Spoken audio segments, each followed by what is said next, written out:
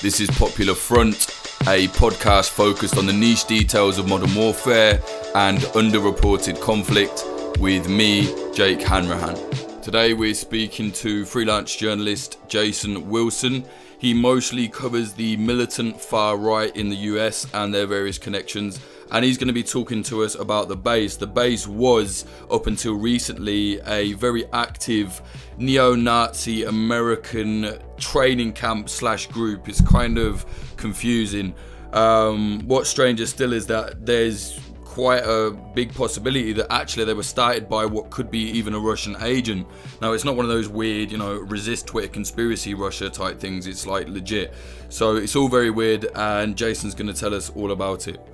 If you like what we're doing here at Popular Front, please do consider supporting us at patreon.com/popularfront. Yeah, so firstly, I mean, we'll get into what happened and all of these weird theories and what have you. But first of all, just explain to us what is the base, or at least what was the base. I guess they're kind of defunct now.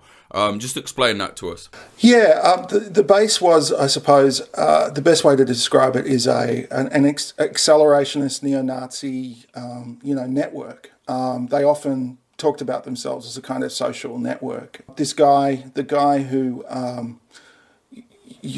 founded the base and formed the base, he was calling himself Norman Spear, and he cropped up in social media and other places online around the end of 2017. Not too long after Charlottesville, he started showing up, and at first he appeared on a lot of neo-Nazi podcasts and made some YouTube videos, and he was kind of identifying at that point as someone who was associating himself with the Northwest Front, which was the organisation of a guy called Harold Covington. And Harold Covington's idea, which he called the Butler Plan, because it was also associated before him with Richard Gerndt Butler, who was the Aryan Nations boss, who had a compound in Hayden, Idaho.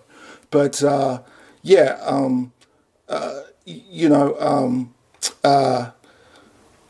idea is that the Pacific Northwest, so the states of Oregon, Washington, Idaho, and usually they include Montana and Wyoming as well, could be a white ethno-state. They could break it off from the United States, and it could be a white ethno-state. And look, it was odd, because Covington was a little bit of a ridiculous kind of figure. He wrote all of these kind of novels that were set in this, future projected ethno-state. And, this organisation was a bit of a joke. And a lot of long-time neo-Nazis of his vintage, constantly claimed that he was a federal informant of some kind. But this Norman Spear guy shows up. He's identifying himself as a Butler Plan guy. He's praising Covington. He's identifying himself sometimes as a Northwest Front activist. And he's also making these videos where he's advising people on small arms tactics and urban guerrilla tactics, woodland survival, stuff like that. And also billing himself as a former CIA analyst, and as a combat veteran. So he shows up in 2017 doing that, and then from early 2018, and it's hard to pin down a precise date because, a lot of this social media record has just kind of disappeared. Of course, he got banned eventually and all that kind of stuff. But he started recruiting for this organization called The Base. And, it was pretty clearly an accelerationist project, which overlapped ideologically and even eventually in terms of members with groups like Atomwaffen, which you know well, I know. But I guess it had more of a, survivalist, prepper dimension to it than Atomwaffen's, which is, much more... I guess their aesthetic is more, to do with the occult and, the relationship with James Mason and all that kind of stuff. This I guess the base was a little more outdoorsy. Whenever people asked, I always kind of said, well, think of it this way. Not everyone in the base is Atomwaffen, but everyone in Atomwaffen is kind of in the base. Now, that doesn't mean they're a member, but they're all associated and they all learn off of the same things, right? Like, the base wasn't necessarily like the crew. It's like, as far as I understood, like Atomwaffen was the crew, and like the base was kind of like the recon guys or whatever. Do you know what I mean? Like the training camp. Yeah, I mean, the thing that he did was he allowed double patching. So for listeners, that means that you could be a member of a group like Atomwaffen or Führerkrieg division or whatever, and it was fine for you to join the base. Like, their story, to the external world was always like, we're not a formal group. We don't have formal membership. We're just a network of like-minded people preparing for I guess the certain collapse in their view of pluralist liberal democracies, which they saw as decadent. And they were totally neo-Nazis, but they had all of these kind of alibis, like, we're not a formal group, we don't have formal members, we don't, we're not trying to actively bring about the collapse of society. Now, internally, he was saying different things to that, but we're just preparing. We're just into preparedness, and he had a big emphasis on trying to set up cells, so regional cells, and so he really wanted people to meet up, and get to know each other and do combat drills and training and firearms training together, and the idea was, there was kind of a little bit of that idea of leaderless resistance as well, although, he was clearly the leader and he was clearly in charge. And, he was in charge of the committee that vetted people. So they started, using a series of platforms to kind of put this network together and so that they could chat and be in touch and, I guess do a form of political education, if you like, to sort of build up this ideology that kind of, and they were very much into Siege, all the James Mason stuff, but also, they also did read stuff by Covington and others who promoted this idea of the Pacific Northwest as an ethno-state.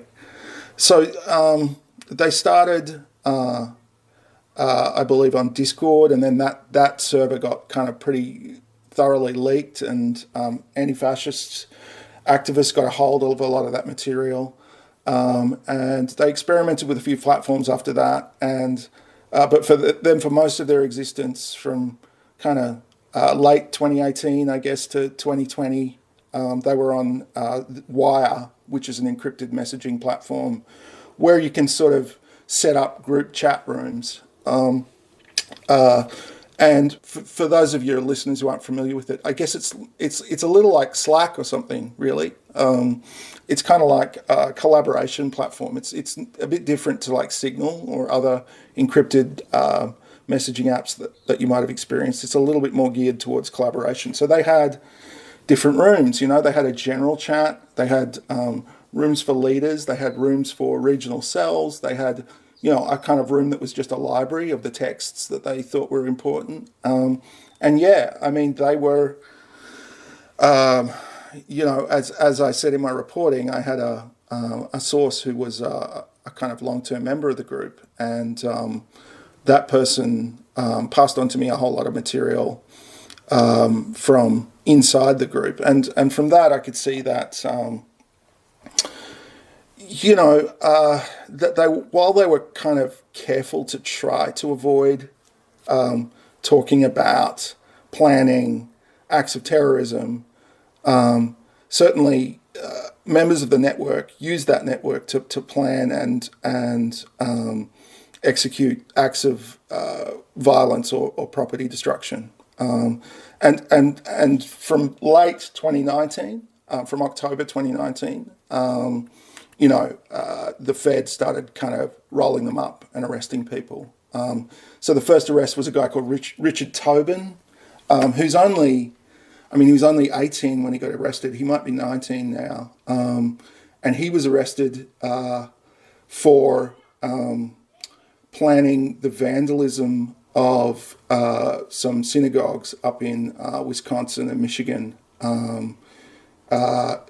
with other members of the group. But it's alleged that he kind of was the mastermind and he planned it. And I saw some of the lead up to that where he was talking in the main chat, but he didn't, arrange the details in the main chat. But he wanted to do something to mark Kristallnacht, which is the incident where the Nazis in Germany defaced a bunch of Jewish shops and synagogues, and really that was really the start of the serious kind of the serious persecution of the Jews by the Nazis. It was really the start of the pogrom that went until the end of the war, and he wanted to celebrate that, so that's why they did that. And it seems like I went to one of his bond hearings.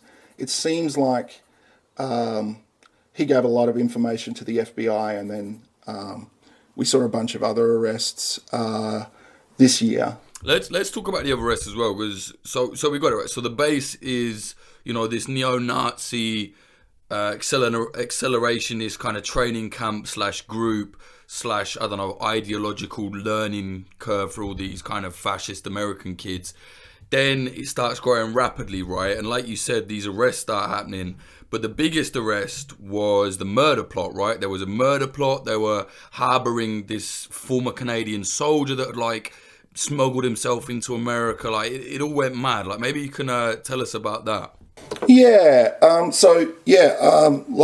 I think now 8 members of the base have been arrested. One group, they arrested the whole Georgia cell.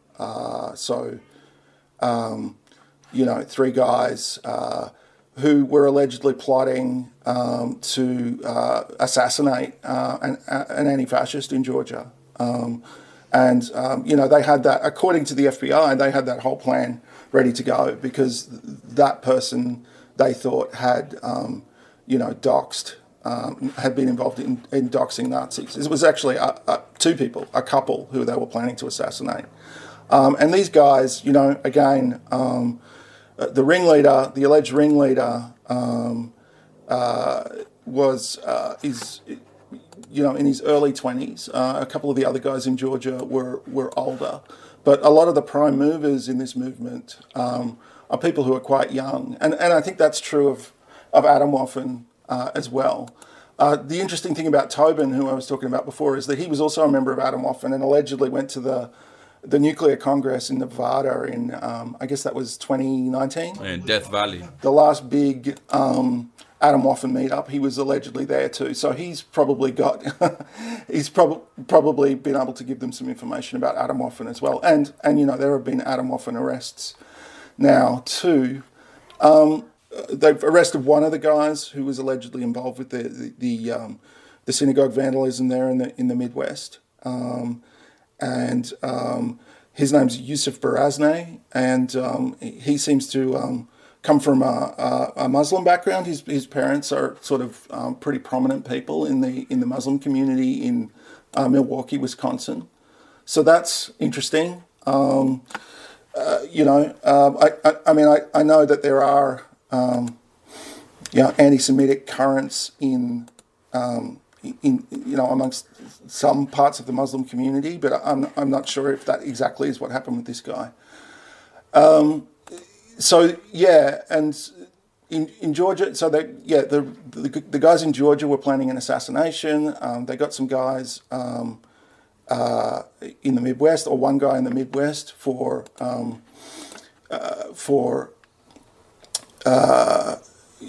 this act of vandalism. But the guy who led the Georgia cell, his name's Luke Lane, and he went by TMB online, and he was a particularly kind of his rhetoric at least, he was particularly violent and particularly inclined to wanting to. Their motto is there is no political solution, right? So like all of these accelerationist groups, you have to understand them in the context of Charlottesville, I think. So after Charlottesville, which was seen as this movementarian moment, right? So, neo-Nazis out in the open, organising, trying to impact the political process. Charlottesville, of course, was a disaster. principally because someone was murdered there, but also, it just put this movement in a really bad light. And so some people, there was this whole debate internally amongst neo-Nazis about optics, and what should be done. And, some people were like, let's keep our powder dry, let's keep our heads down, let's try to look normal and do things like try to influence the Republican Party by joining in on local Republican Party politics. Others, joined Atomwaffen or the base because they were like, screw this, the political process isn't going to deliver us anything. We've got to prepare for this society to collapse and, maybe help it along its way. And so Luke Lane and, for that matter, Richard Tobin were guys who were really, really enthusiastic about this idea of, maybe if we commit terrorist acts judiciously, we can help hurry this stuff along. And I guess that's the basic accelerationist idea, right? Like, if we accelerate the collapse of this society, then we'll have an opportunity to create the kind of society we want, which is a white supremacist ethno-state, in most cases. So, yeah, I mean, they've gotten, a lot of these guys banged up now. There's another guy who's Crocodile. I know that prick. Like, he used to email me all the time, yeah. Right. So he was also briefly a member of the base. But interestingly, according to my information, he quit in fairly short order because he came to think that Norman Spear was, in his words, a Russian Fed. And so, I guess to sort of, wind it forward to where my reporting came in, and the reporting of Ali Winston and others at the BBC. I mean, we were both kind of closing in on the guy at the same time. And I know you've had Ali on the show before, and you guys are pretty good friends, as I understand it. So you probably heard his side of this before. But yeah, I just what happened was Eugene Antifa put out this tweet. I guess around this time last year, a year ago, saying, we've got information that the base are going to have a training camp somewhere near Spokane, which is a town in eastern Washington. And I was like, oh, that's interesting. And, there was a bit of reporting in local media out there about it. And then, and there was comments from law enforcement that actually it was off, they weren't going to show. So I just did a few little records requests. And I found that the sheriff in a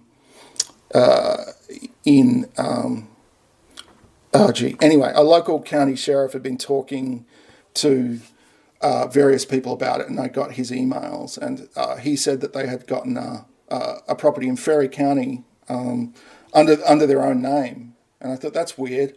So I looked at the land records in Ferry County, and this guy had bought land under the name of Base Global LLC. So he put the name of the group in the name of the LLC, which he used to buy the land. And of course his name was attached to it too. And that's when I saw this name, Ronaldo Nazaro. So, I started kind of chasing this guy, I guess, and, tried to find out as much of him as I could about what was on the public record and also, what was out there in terms of social media and open source stuff.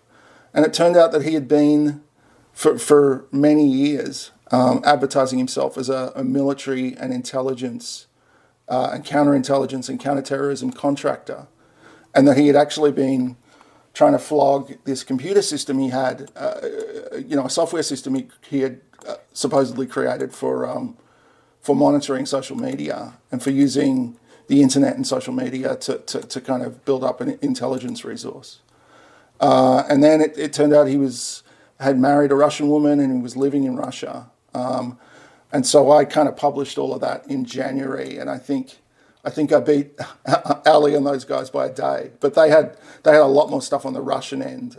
They had a BBC guy in Russia who was able to fill in some of the details there, and I think we're both still working on the story, and so there might be more to come soon. But that's kind of where we're at now. And a lot of the arrests happened after, I had published this guy's name, and I'm not saying I had anything to do with that. I think that the FBI operate on their own timeline, but yeah, the story kind of came out in between the first arrest of Richard Tobin and then the kind of mass arrests of a whole bunch of guys from the base and Adamwaffen, and some guys who are in both. Right. So comes to the question.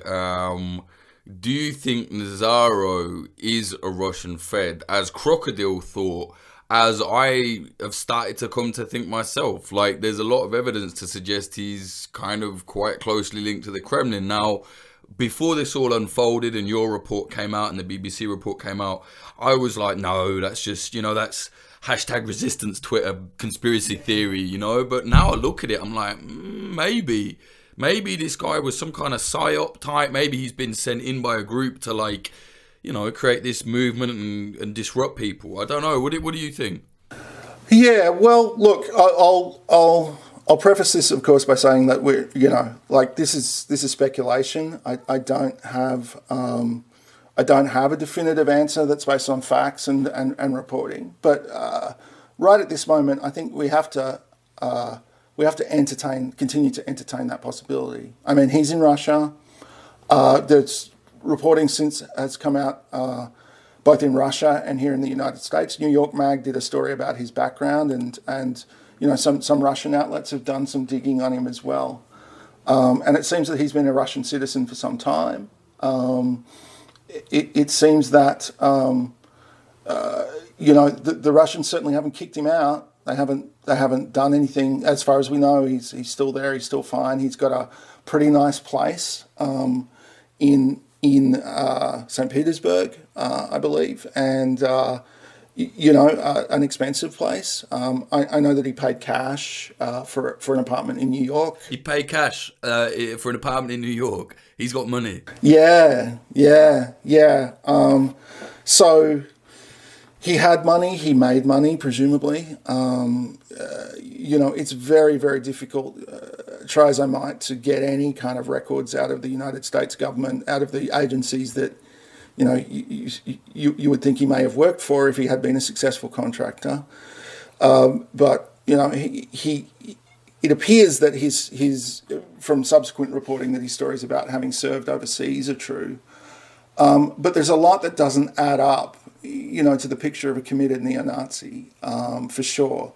I mean, people who knew him in college report that he was a kind of hippy-dippy stoner guy. But more recently, the photos I found and others found in social media, show appear to show a wealthy, attractive guy, with an attractive wife and 2 kids, and a nice place, and a bit of money.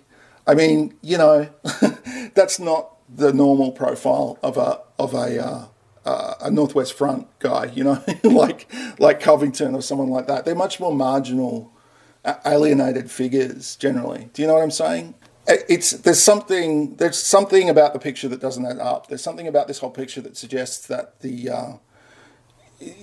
whole neo-Nazi thing was something of a projection. And I'm aware that in internal conversations, he did press pretty hard on the idea that, maybe they would need to act to hasten the end of this society that they despised. But, he wasn't throwing out slurs and, saying Sieg Heil and stuff like that. He was very businesslike in the way, from what I've seen, in the way that he conducted himself internally. It was all about organizing stuff and building this network and making it function. And then, he's in Russia. He seems to be fine there. He's a citizen. They haven't moved against him. They haven't done anything. So we can speculate, right? I mean, he was advertising himself as someone who could collect information on people in social networks. At minimum now, he's got a pretty decent database of people who maybe are prepared to act on in the interests of their beliefs, their extremist beliefs. I found it weird how he came. So the first time I ever saw Spear or Nazaro was on Gab when I was, researching Atomwaff and stuff. And he wasn't really at all involved in Siege or anything like that. Like you say, he was very involved in that Pacific Northwest thing, that stupid flag with the green and the white and the blue. And, and then those two groups actually hated each other. So, like, the PNW Nazis hated or hate Siege heads. They hate Atomwaff and they hate James Mason. There's like a long-running feud, actually, between the former leader of the PNW Nazi group and James Mason, the guy that wrote Siege. So that was weird for me to then see, like, oh, Spear is now the head of the base. Like, to go from the PNW, which is all nicey, ethno state, women with braided hair and all that nonsense in the PNW, to then be like, no, we have to go full power acceleration, nuclear war, Nazism, didn't add up to me either. It was like, that's a very big step. Do you know what I mean? It's almost like he was just trying to find a group.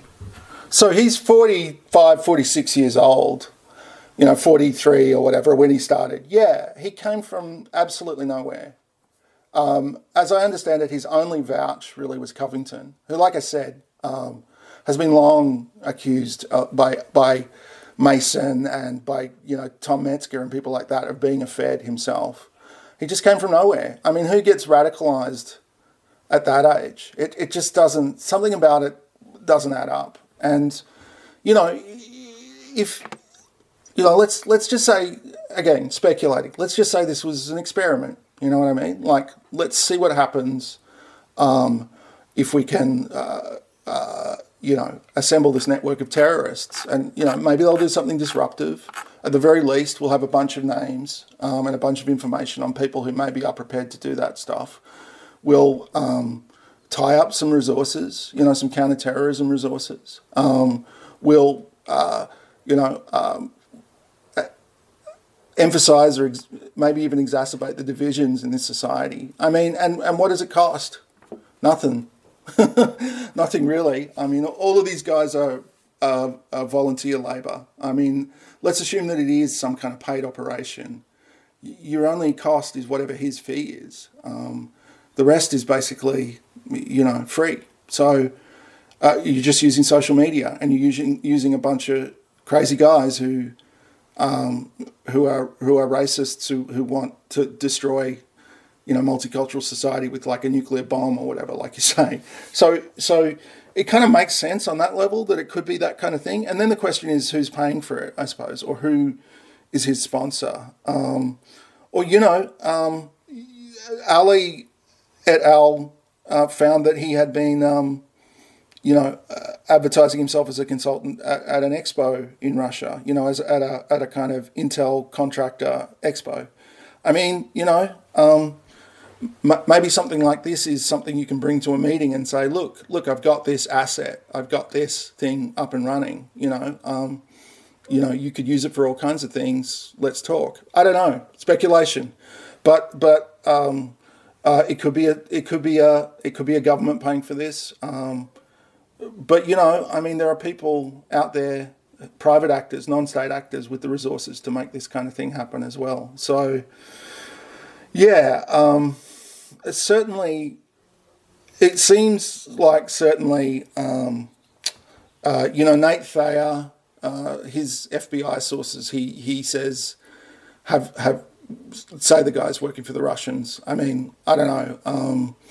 The FBI and the US government may have reasons to want to disavow this guy and say he's working for someone else. I don't think at this point, I think it's pretty hard to see how he would be working for the US government. I mean, that's what a lot of his former comrades think, right? That he was some kind of, US federal government plan, and the whole thing was a honeypot to find out who these guys were. I don't find that particularly plausible, just because, the FBI aren't reacting in a way that would kind of suggest that, and they wouldn't want to depend on, in prosecutions or whatever, on information kind of unearthed by that guy in that way. That just doesn't sit right with me. I mean, again, though, you can't dismiss it entirely. I think, though, possibly a foreign government or a non-state actor is involved somewhere here, and we're just going to have to keep digging, I guess. Right, but the FBI did have they had an infiltrator, right? That's how they discovered the murder plot, weren't it? Right. They had an undercover agent, who was quite an active member of the group, it seems, and that's how they discovered the murder plot. And it seems that Patrick Matthews was a Canadian soldier who fled Canada after the very good reporter at the Winnipeg Free Press, whose name it just escapes me for the second. He actually went undercover. The Canadian reporter went undercover in his local branch of the base and found out who these guys were, and found out one of them was, this reservist by the name of Patrick Matthews, who promptly fled Canada, and then was kind of on the lam and hanging around with a bunch of guys in the northeast. But then he went to a training camp in Georgia, and that's where the FBI undercover agent interacted with him. So, they had an undercover guy in there who was quite successfully able to gather a whole lot of information about the identities and activities of these guys. And, they got Matthews on immigration charges and the guys who helped him on sort of immigration charges. But those guys, they had a machine gun and stuff, and, transported a machine gun is one of the charges as well. I mean, they were just doing crazy Nazi shit, and unfortunately for them, the FBI was watching them the whole time. Weren't they planning a mass shooting? That's not clear to me.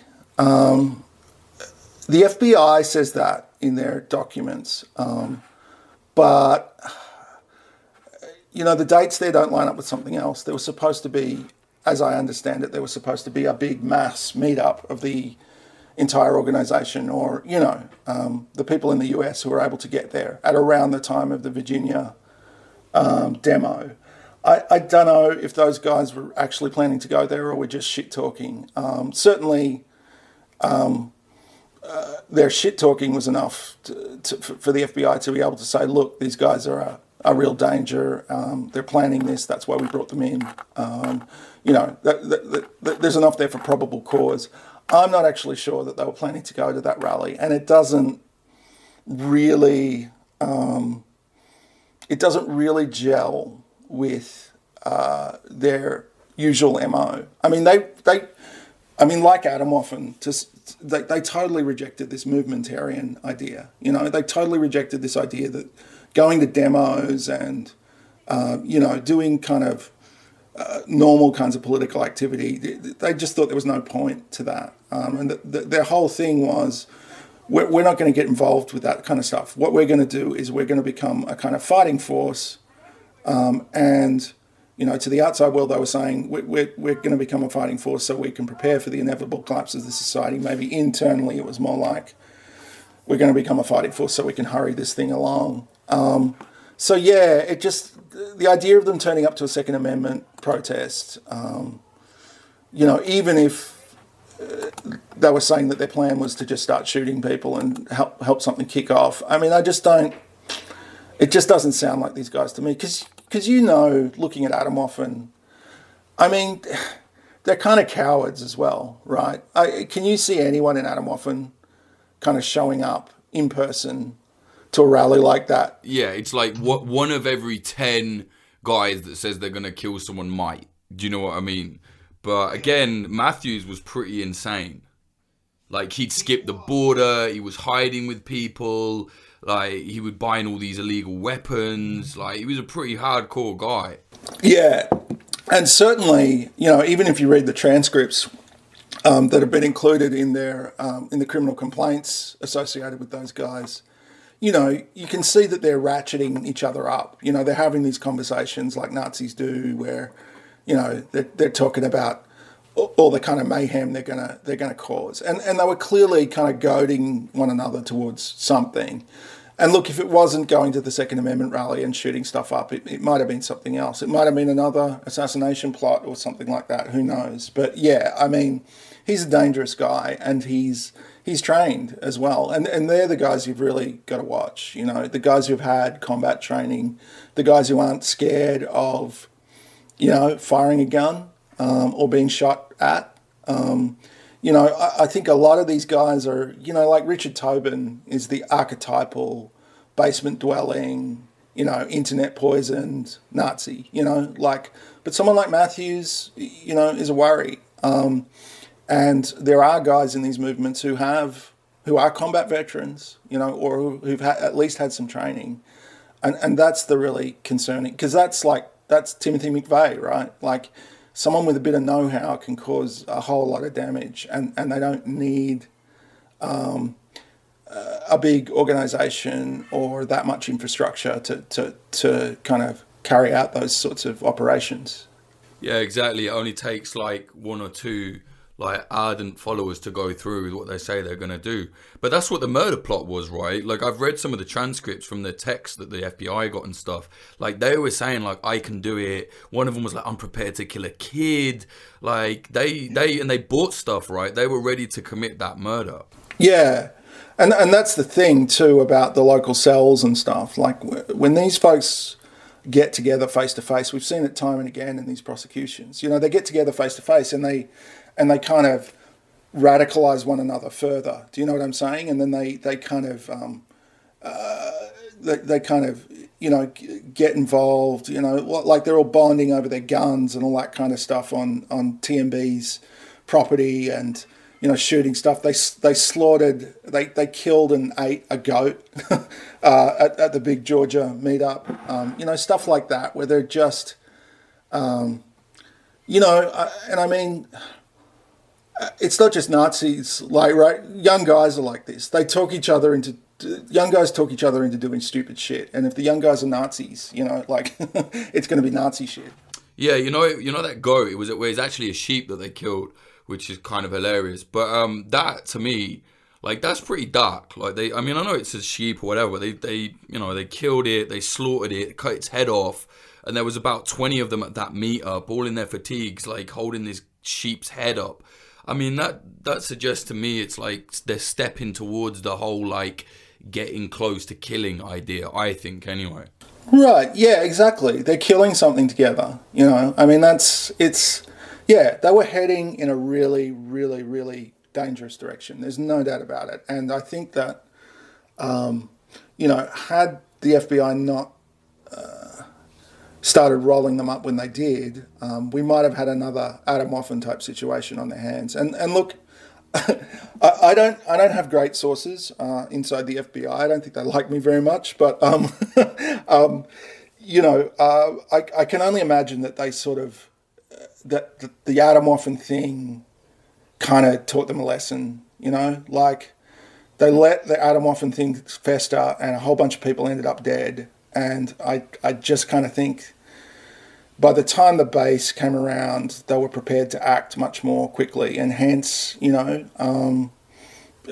had someone inside the group for months, and it seems someone who became quite trusted within the group. So, I guess that's a positive, that law enforcement are actually taking this stuff seriously. I mean, I don't know what you think about the way they approached Adam Offen, but it seems to me like they let it fester for a bit too long. Yeah.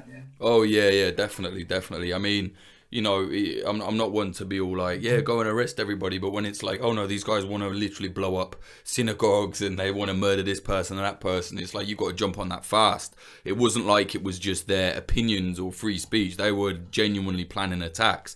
We saw in the Discord files where they're saying they were sharing mega upload kind of data dumps of how to build bombs and poison water systems, and this isn't a case of these poor political people are victimized. It's like, nah, man, they were literally planning to kill. Yeah, exactly. No, and I'm not a huge Law and Order guy either, but I think that if these agencies are going to talk about national security, and they're going to say that's what their function and their job is, to protect national security. I mean, it's absurd. It was absurd for a while there, where they're still, they're still dragging in Muslims and getting Muslims involved in bomb plots and a lot of stuff that's kind of always seems pretty close to entrapment, but just not even looking at this stuff, I think, until Charlottesville probably, and then especially after after Christchurch, I think they started moving even more quickly because it finally kind of got through to them that this was a dangerous situation. So yeah, I mean, I don't know what your sense of where Atomwaffen is at the moment. I think both of those groups are pretty much, pretty much done. I think the leadership is either in prison or just ineffective and not able to, as I understand it, Nazaro is just no longer in touch with any of these folks. Well, he just vanished, right? He was back in Russia by the time all this happened. By the time the arrest came through, weren't he? Well, it's not clear. It seems like he came back once or twice to the United States during the life of the base, but he was in Russia the whole time, it seems. So that's weird too. The whole time, so he was directing the base from Russia. Yeah. I mean, he's been a citizen and a resident for quite some time.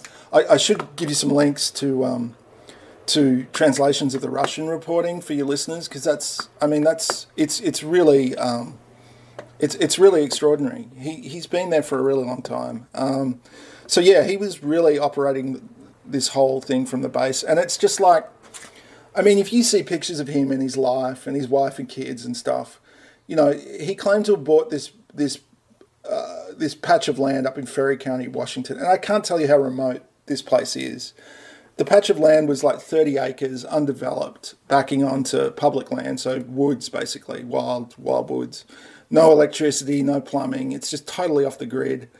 And the idea that he was going to leave his beautiful flat in St. Petersburg and move his wife and kids into a trailer in Ferry County, Washington, and freeze his ass off, it just doesn't hold water. That idea doesn't hold water. But anyway, yeah, he did that. It seems like he came back to conclude that real estate purchase. But yeah, he was basically in Russia the whole time.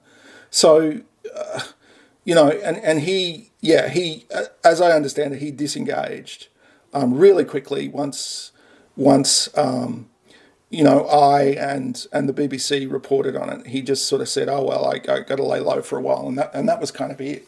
And so you got like Rape and all of those guys, those Atomwaffen guys are either in jail or some of them have been let out because of this COVID stuff and are awaiting trial. But the big Atomwaffen players now are all kind of on ice, basically, it seems to me. And so I feel like this whole accelerationist thing, the wheels might have fallen off it slightly. I don't know. What do you reckon? Yeah, I think they're like Atomwaffen and that lot are crippled now. And certainly a lot of their members have been up on these kind of disgusting paedophile images, sharing charges, or at least they're looking at these charges, and there's a lot of that coming out the woodwork. So that's kind of forever tainted. But I do think it's not going to be that long before. Give it 6 months, there'll be another group that comes out, and there will be one group that gets through. There will be one that does a big attack. I'm certain, in America, absolutely certain of that. There will, unfortunately, I think, be one that does get through the cracks. But yeah, for now, it's kind of on ice. Did you see that guy? I was just going to add, did you see that Wilson guy who got arrested? Well, he got killed, actually. He shot himself. The FBI say he shot himself after getting into a gun battle with the FBI, after he had kind of been involved in this sting, this bomb plot. He was going to bomb a hospital, actually, and he didn't know that the people he was plotting with were FBI agents, and they moved in to arrest him, and he got into a gunfight with them and then shot himself. He was going to go to blow up a hospital, right? Right. I mean, I think he is. Guys like that are the danger, and you don't need an organized group. The FBI said he was involved with, he was involved in Telegram channels associated with the National Socialist Movement, which, is effectively not even a thing anymore, and some fragmentary accelerationist brand that I hadn't even heard of before, and I'm sure has, somewhere between 0 to 5 members. But, you know, he's just marinating in this Telegram shit all day, and it's, you know, that's enough to kind of radicalize an individual to go out and plant a bomb. Do you know what I mean? Like, it's almost like... Yeah, it takes one person. Yeah, the groups don't even matter anymore. It's just like there's this ecosystem of, you know, Telegram channels and whatever else is hidden that we can't see, promoting this ideology, and, you know, a sufficiently unstable person is going to act on it. And I agree. I'm sure that even though that these movements are much diminished, I'm sure we're going to see individuals or, you know, 2 or 3 guys who decide that you know, they want to bomb a hospital or a synagogue or, you know, whatever. Or go out and shoot a bunch of people. Let's talk about the infiltrators into the base. So there's quite a funny story, right? Like a load of like anti-fascists were like infiltrators of the base, but weren't they managed to take over their Telegram channel or something? Like, what happened with that? I got to be a little bit careful because, you know, I guess sources are, you know, at risk. But I reported on this. Yeah, I mean, one of the sources I had was a long-term infiltrator, and eventually took over their Telegram channel, you know, as a kind of parting gesture, and clearly rose to a position of trust in the organisation. And, you know, I probably can't get into more detail than that, just in the interests of this person's safety. But yeah, I mean, you know, they had these kind of elaborate vetting processes that clearly didn't work because you know, they let in an FBI guy, and you know, I mean, what that makes me wonder is what actually the purpose of the vetting process was. I mean, was it to make sure that only you know, fully fledged siege-pilled neo-Nazis join this group? Or was it just like, you know, a way to kind of gather information about the kind of guys who might want to join a group like that, who are in the United States and who are prepared to engage in violence? I mean, you know, like, it's so weird. This whole situation is so weird that you kind of wind up second-guessing everything, right? Like, so was the vetting, or was the vetting Norman Spear, or, you know, Ronaldo Nazzaro gathering information about these guys for whatever purpose? Who knows? Who knows? But they were, I mean, they got these guys to give up quite a lot of information in the vetting process anyway, put it that way. So yeah, I mean, they had infiltrators pretty much from day one, you know, and I know that yourself and Ali have had sources inside Atomwaffen as well. You know, it just seems like they're kind of caught in this trap, I reckon, which is obviously they need to be public to some extent so that they can recruit. And, you know, they have to let people into groups because that's the whole idea of having a group, right? Like, you want members, you want recruits, but it just seems like they're never really able to design a process that kind of screens out all the infiltrators, because, you know, what are you going to do? If a guy's read Siege and he says there's no political solution, and, you know, he says he can, you know, handle an AR-15. What are you going to do? I mean, you know, like, how deep can you go with people, especially when the movement is anonymous, even internally? You know, people don't know each other's names. So, you know, I mean, I think that's why this new situation you've got, where it's just a bunch of Telegram channels, and, you know, especially now, you know, where we're all locked down and guys staring at Telegram all day, being told that, you know, that Jewish people are arranging mass immigration to replace white men, and you know, they should do something about it. That's what concerns me now. That you don't even need the infrastructure of an Atomwaffen or base type group, right? Like any any kind of formal or semi-formal organisation you have is kind of a liability. It's much better to just have guys with their brains soaking in this garbage all day who might act. Yeah, man, it's a mess. Is there anything else you want to say about the base before we wrap this up? Yeah, no, I don't think so. I mean, I would say that, like, I guess,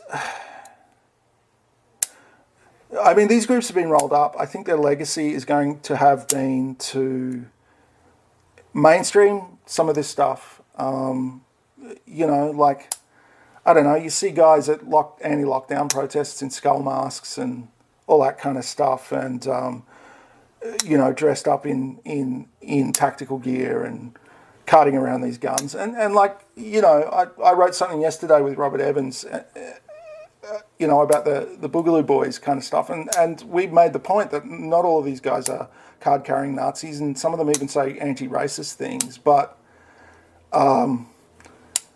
it's just about raising the temperature almost to the point where people are going out in public dressed like this, ready for combat. I mean, it's crazy. That's not something that we regularly saw in 2015, put it that way. Do you know what I mean? Like, it just seems like if these groups have had any legacy, it's been to raise the stakes and turn up the temperature in this country to such an extent that, you've got to worry about whether any given demo is just going to turn into a gunfight. I mean, yeah. And I don't know if they've managed that in Britain. It doesn't seem like Britain's probably just a slightly more stable society than the United States at the moment. But they certainly, I think they've been part of creating that situation here. And so maybe their work is done. Jason, where can people follow your work and get hold of you on Twitter and all of that? I'm Jason_A_W on Twitter. And, you can Google Jason Wilson, The Guardian. That's where most of my reporting has been over the years, including the stuff on the base. And yeah, just, find me on Twitter, reach out anytime. I'm a pretty friendly chap. All right, mate. Thank you very much. That was really interesting. All right. Thanks for having me, Jake. That was Jason Wilson speaking about the rise and fall of the base and all the bizarre stuff that happened in between. Do check out his work. He's constantly hammering it away, covering the far right. I haven't really covered the militant far right in the US for quite a while now. Generally I do war and conflict, and that is something I kind of go to as well when it gets militant, but definitely people like Jason and Ali Winston, as was mentioned in the episode, definitely follow them. They're people to watch, and they're always on it. As always, if you like what we're doing and you want to see us do more, please do consider supporting us at patreon.com/popularfront. If you subscribe for $5 a month, you get bonus episodes, minimum of 2 a month. I think there's like 60 bonus episodes now. So, in a way, it's kind of like a second podcast. Any documentary stuff we do will go first to the Patreon before anybody else. You get episodes early, access to the community Discord, all sorts of stuff there. Patreon.com/popularfront. Thank you to our sponsors. This episode was sponsored by thedefensepost.com, defense with an S. Go there for regular updates on the world in conflict. They're very good, 100% independent.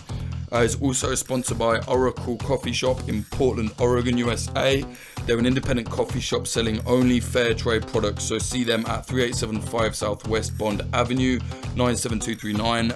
Tell them Popular Front sent you when they reopen soon. They're kind of reopened now, but they're not fully reopened because of the lockdown, but they have reopened a bit. So go there, tell them that we said hi. This episode was also sponsored by Black Triangle, an independent company making their own low-key self-defense tools. Check them out on Instagram at Black Triangle Group or their website blktriangle.com.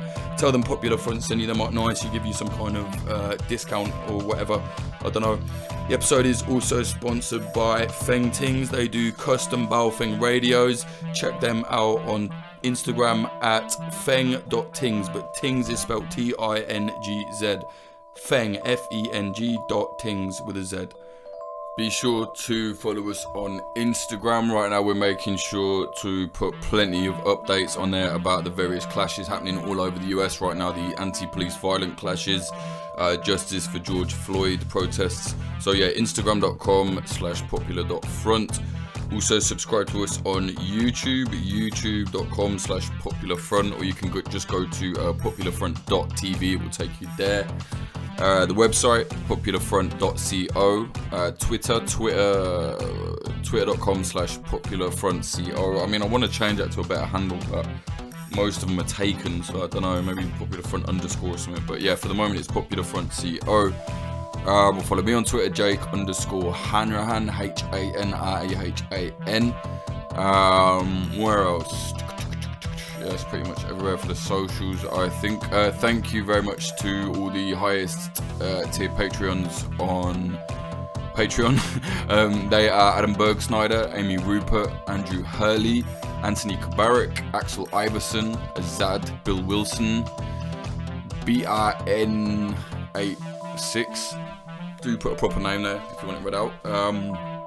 Brian McLaughlin, Trey Nance, Chad Walker, Charlie, Chris Cusimano, Chris Davis, Christina Ravetti, Christopher Martin, Clayton Taylor, DR, Dan Dunham, Daniel Shearer, Degenerate Zero Alpha, Diana Gorvanek, Don Wayne, Emiliano, Emily Molly, Fletcher Tate, Fragile Feeling, Frank Austin, Hugo Newski, I think, James from the Discord, Joanne Stocker, Johnny LaFleur.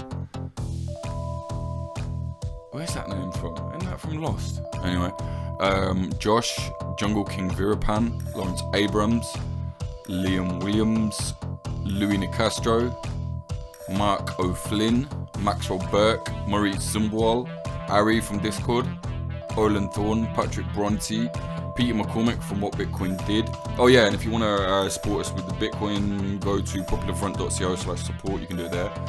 Rubicon, Ryan Sandercock, Sebastian from the Discord, Surushe Hawazi, Stephen Davila, Tony Bin, and Vida Provost. Thank you very much. Oh, and 2 people requested I shout them out. They're apparently like mega fans. So shout out to Tobias Schneider and Gregory P. Waters.